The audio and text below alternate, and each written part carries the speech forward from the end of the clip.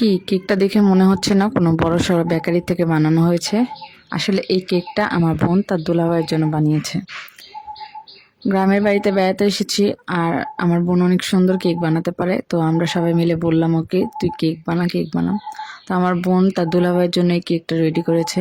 কেকটা দেখতে খুবই সুন্দর হয়েছে। মানে আপনাদেরকে যদি আমি কেকটা খাওয়াতে পারতাম তাহলে আপনারা বুঝতে পারতেন যে কেকটা ঠিক কতটা মজা হয়েছে। আমার তো কেকটা খেয়ে খুবই ভালো লেগেছে এবং আমার হাজব্যান্ডও বলেছে কেকটা খুবই মজা হয়েছে।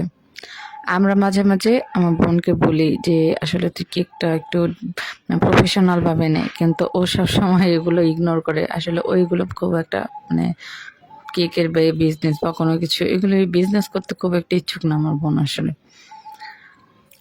তো অনেক দিন পর গ্রামের বাড়িতে যেহেতু বেড়াতে এসেছি, অনেক কিছুই আমার আম্মু তৈরি করছে, আমার বোন বানাচ্ছে, ভালো লাগছে। আসলে এই জিনিসগুলোই আমরা যারা মানে গ্রামের বাইরে থাকি তারা মিস করি, যে গ্রামের মায়ের হাতের, বোনের হাতের মজার মজার খাবার, মজার মজার রেসিপি।